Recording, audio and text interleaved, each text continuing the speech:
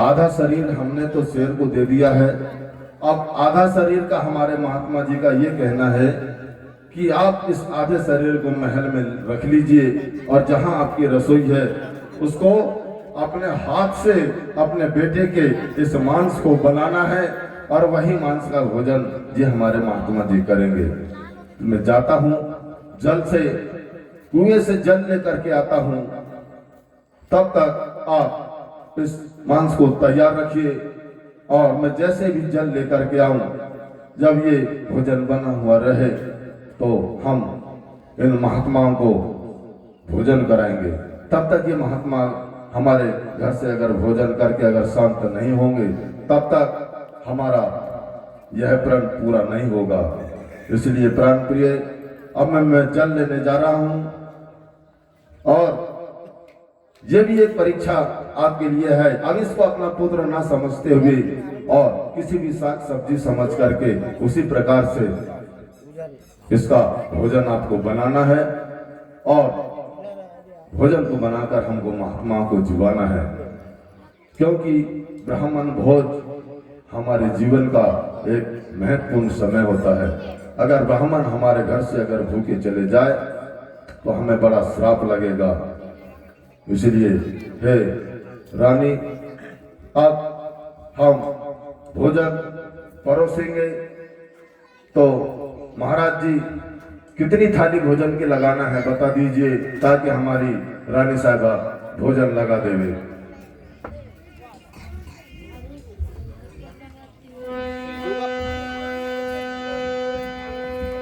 तो सुनिए राजन।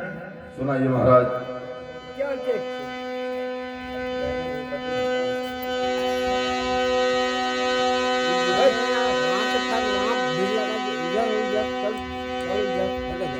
राजन, कहिए महाराज। आपने जो रसोई तैयार करवाई है उसकी थाली कैसे लगाना है ये हम आपको जरूर सुझाएंगे राजन। तो ध्यान से सुनिए राजन। सुनाइए महाराज। राजन, आपको इस रसोई की 5 थाली तैयार करवाना है और उन 5 थाली में भोजन रखना है। इसके पश्चात हम आप और सभी मिलकर के भोजन करेंगे राजन। महाराज, अभी तक की सारी बातें मेरे समझ में तो आ गई कि शेर मांस खाता है तो उसे मांस की व्यवस्था दी गई और आधे बचे हुए अंग को आपने मेरी रानी से अपने रसोई में बनवाया। यहाँ तक भी ठीक है कि हमने उसे एक साथ सब्जी समझ करके और अपने पुत्र के मांस को अपनी रसोई में मेरी महारानी ने बनवाया। अब जब थाली परोसने का अगर नंबर आ रहा है महाराज, तो यहाँ हम 4 प्राणी हैं। 2 महात्मा आप हो, एक रानी और मैं हूं।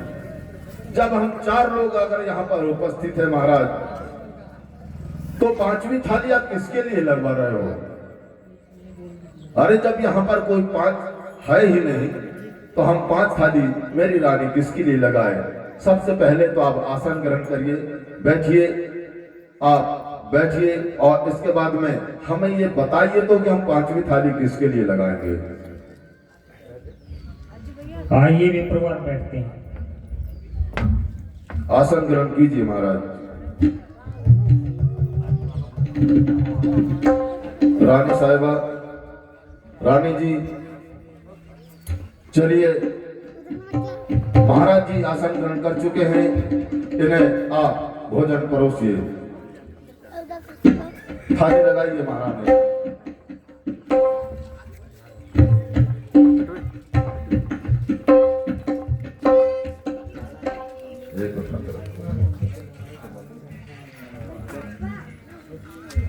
राजा, भोजन की 5 थाली लगाई जाए।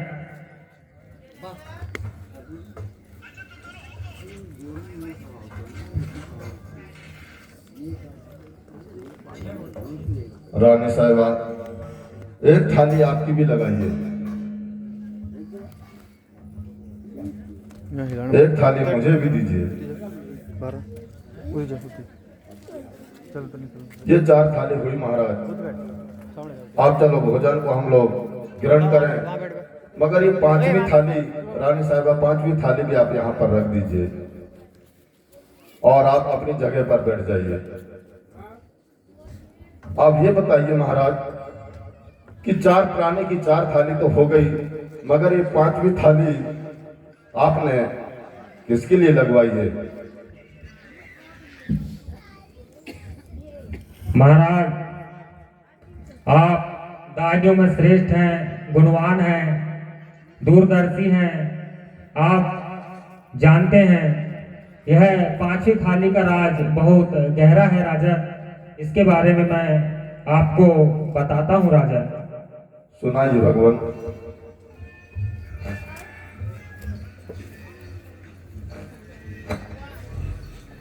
दानी मोर धज नपति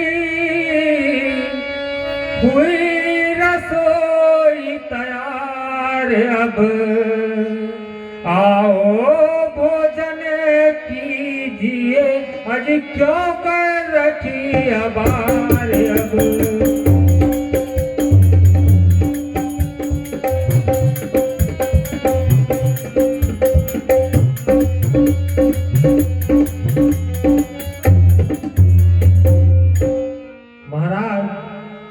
थाली तैयार है और सभी थाली के सामने हम बैठ चुके हैं। एक थाली जो खाली है उसके सामने आपका पुत्र बैठेगा महाराज। आपके पुत्र को बुलाइए महाराज और उसे बिठा लिए। महात्मा, और किसी भी प्रकार की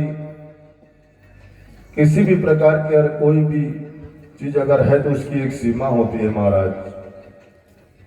आपके समक्ष अभी हमने हमारे पुत्र को आरे से 2 भाग किया, एक को आपके समक्ष शेर को डाल दिया गया और दूसरा मेरी रानी साहिबा ने उसको रसोई में बनाया, और वही 5 थाली यहाँ पर लगी हुई है।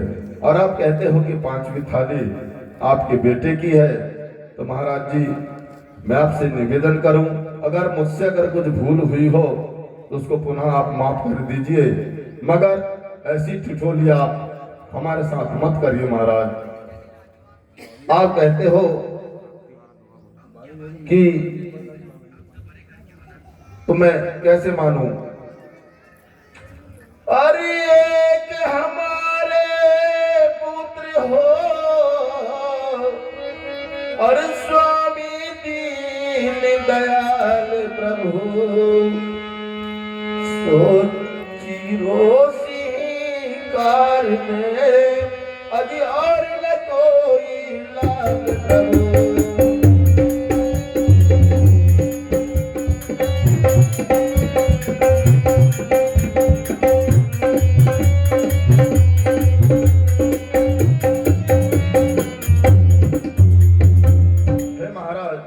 कहिए राजा। आप कहते हो कि आपका पुत्र इस थाली में आकर के और भोजन करेगा। आपको तो अच्छे से मालूम है महाराज कि मेरा एक ही पुत्र था और वो जो इस समय पर नहीं है। अब इस समय पर कैसे मेरे पास पुत्र आएगा और मैं कैसे उसको यहाँ पर बुलाऊंगा, मेरे समझ में नहीं आ रहा है महाराज। और बिना बेटे सुवन के हमारे भवन अब सभी तौर से हो गया, कहाँ से लाऊं कन्हैया मैं स्वामी बना। हे महाराज, कहिए राजा। कहाँ से लाऊं कन्हैया मैं स्वामी बना, लो तो दुनिया में मेरा अकेला।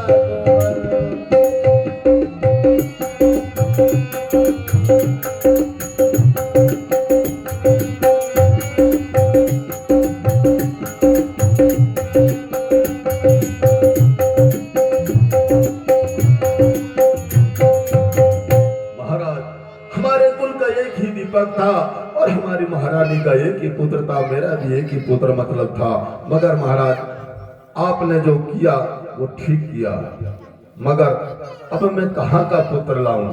ये कोई खरीदने की वस्तु तो है नहीं कि मैं जा करके और बाजार से एक पुत्र लेकर के आपके सामने ला करके यहाँ उसको बिठा दूं। महाराज जी, ये तो शायद मुझसे होना असंभव है। मैं इतना जानता हूं कि संसार में असंभव नाम का शब्द एक तुच्छहीन व्यक्ति के लिए होता है, वही मुझे आज समझ लीजिए, क्योंकि अब मैं आपकी यह इच्छा को पूर्ति नहीं कर सकता महाराज, क्योंकि मेरा लाल इस दुनिया से चला गया है। वो चाहे चांद के पास गया हो, सूरज के पास गया हो, जहां उसके कर्म रहे वहां पर तो वो चला गया महाराज। अब मैं अपना पुत्र दूसरा इस थाली के लिए नहीं ला सकता। आपको अच्छा लगे तो यह भोजन को करिए, और नहीं लगता है महाराज जी तो आपकी जो इच्छा है सो आप करिए महाराज।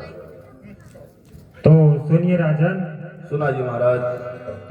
ये अनाथ हो गया, आप ऐसी झूठी बातें क्या करते हो राजन?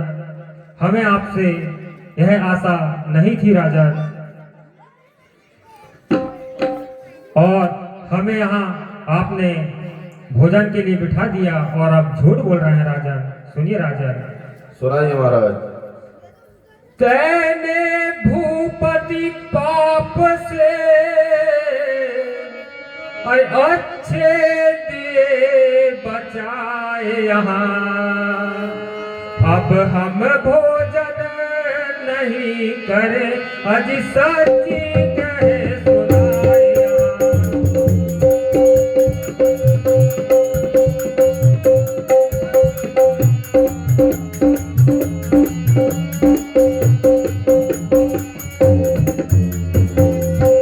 राजन। अब हम यहाँ से जाते हैं और हम अब भोजन नहीं करेंगे।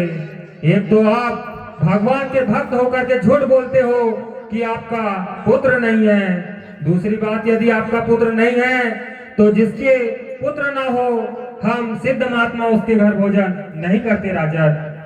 इसलिए आप ऐसी झूठी वाणी क्यों बोल रहे हो महाराज? महाराज जी, मैं झूठ नहीं बोल रहा हूँ, मेरा एक ही पुत्र था तो एक ही पुत्र था, आप ना जाने कहां पर वो है। आप कोशिश मेरी यही रहेगी कि वो जहां इस दुनिया में जहां कहीं पर भी अगर हो, वो मेरी बात को सुन ले और अपने पिता की लाज को अगर वो रख ले, तो मैं अंतिम एक प्रयास और आपके लिए करना चाहूंगा, और वो इस दुनिया में जहां कहीं पर भी हो तो वे मेरी बात को ध्यान से सुने। राजन, यदि आपकी बात सत्य है तो आप अपने पुत्र को पुकारिए और बुलाइए। यदि आपका पुत्र आता है और आप पुत्रवान हो तो ही हम आपके यहाँ भोजन करेंगे राजन। आओ आओ ललन, आओ आओ ललन जी, आओ आओ ललन, आपका ये पिता अब पुकारे यहाँ, दोनों साधु यहाँ से जो भूखे गए तो लगे श्राप मुझको ये भाग्य।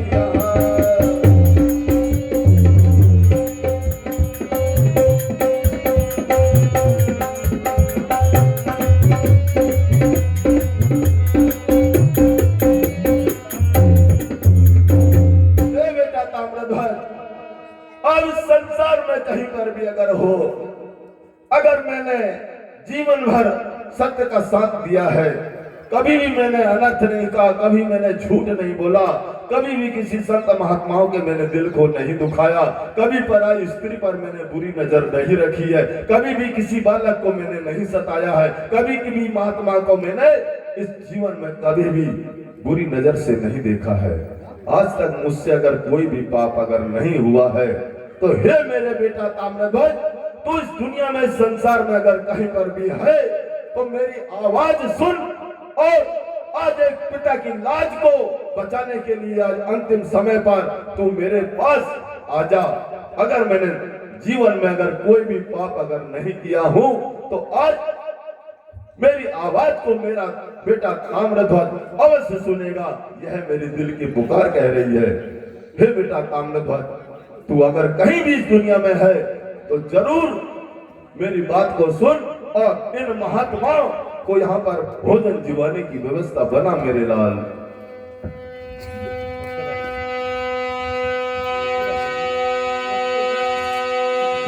पिता दीन धरो सोई रसन जिए पिता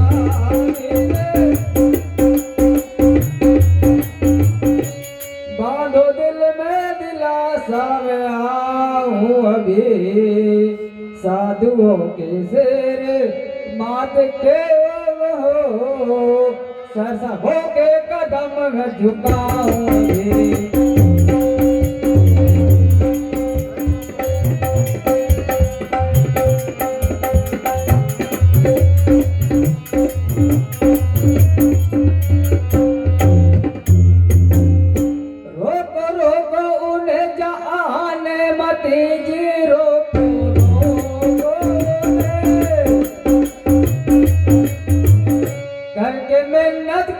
मन मनाऊं अभी प्रेम से प्रतिने सत्कार से रसोई सबों को जिमाऊं अभी।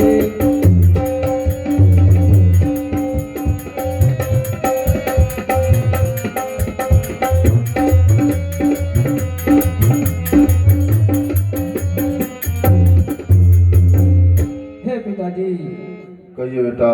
आप धीर रखो, ना निराश ना हो पिताजी। आपने अपने दिल में मैं जरूर आऊंगा पिताजी। आप उन साधुओं को जाने मत दीजिए पिताजी। रोको पिताजी, उन्हें जाने मत दीजिए। उनका सत्कार मैं जरूर करूंगा पिताजी, आप रोकिए उन्हें। देखिए रानी साहिबा, देखिए महारानी, ये हमारा ही ताम्रध्वज है।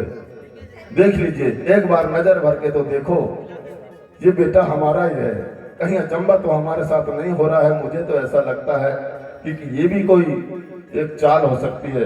क्या आप हमारे ही ताम्रध्वज हो? हाँ पिताजी, मैं आपका ही बेटा हूँ।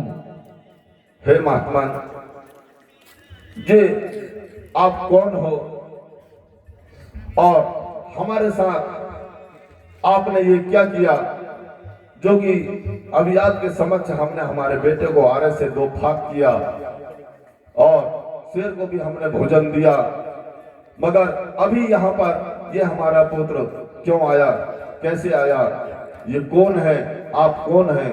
हमें आप थोड़ा सा बताइए राजन। जरूर बताएंगे राजन।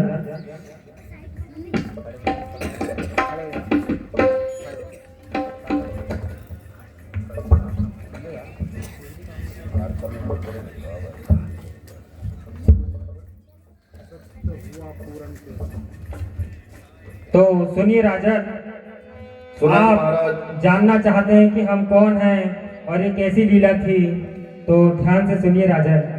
सुनाइए महाराज। सत्य हुआ पूरन तेरा मोर ध्वज महाराज आज, और मांग मांग बरे मांग ले अजी, और दिल खोल के मांग ले आज।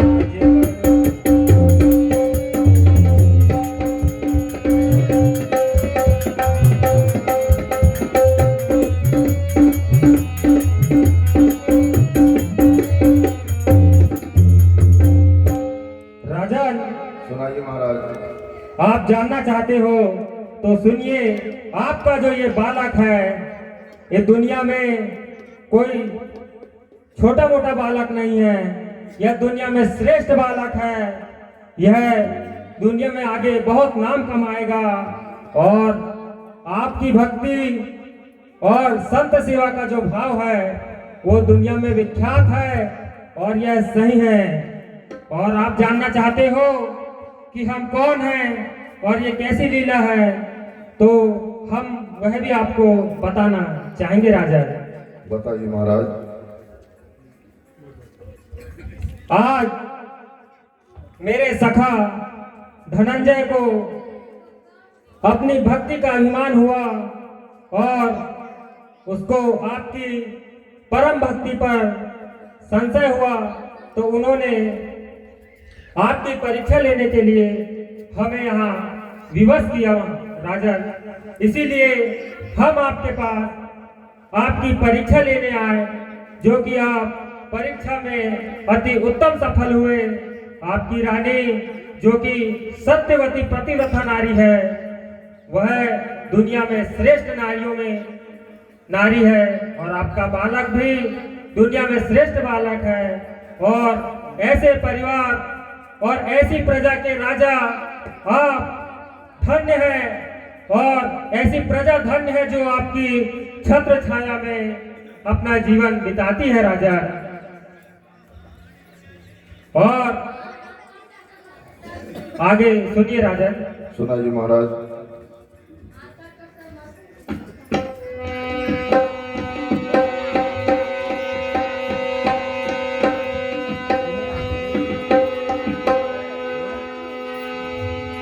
मैं धनंजय का सखा कृष्ण हूँ राजन, और यह लीला कैसी है यह आगे बताता हूँ आपको। अच्छा, तो आप भगवान और मेरे घर भेष बदलकर और भगवान मेरे द्वार पर पधारे। महाराज ठीक है, भेष बदलकर आप मेरे घर पधारे, तो मगर एक बात आप मुझे बता दीजिए महाराज। कहिए राजन। जे आपके भक्त अर्जुन हैं, वहां तक भी सही है, आप भगवान हो, मैं आपके चरणों में सादर प्रणाम करता हूँ, आप मेरे द्वार पधारे। पर महाराज आपने हमारी परीक्षा लेने के लिए आपने ब्राह्मण का ही रूप क्यों रखा? आप दूसरा भी रूप ले सकते थे।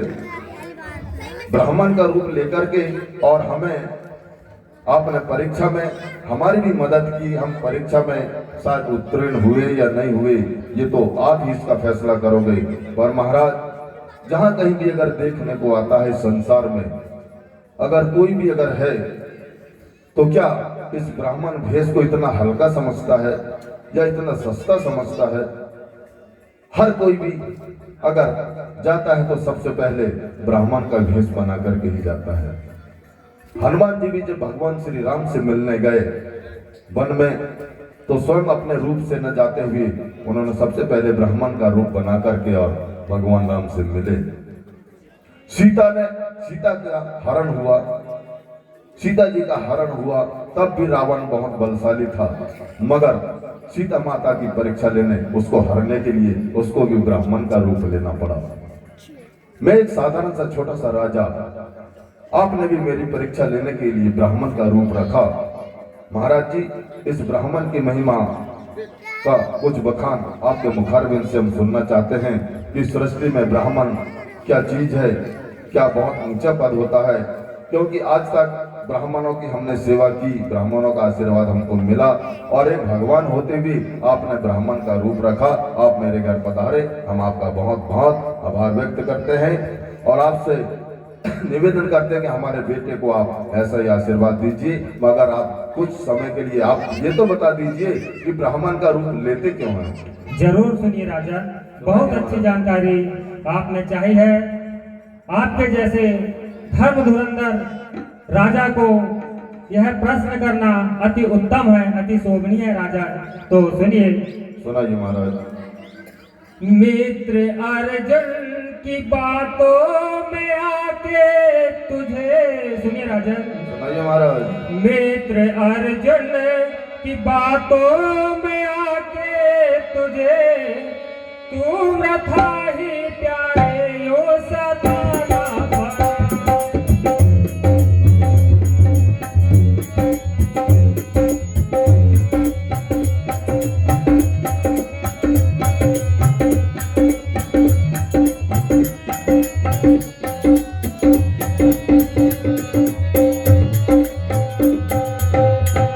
मित्र अर्जुन की बातों में आके तुझे तू प्यारे था ही सताना पड़ा।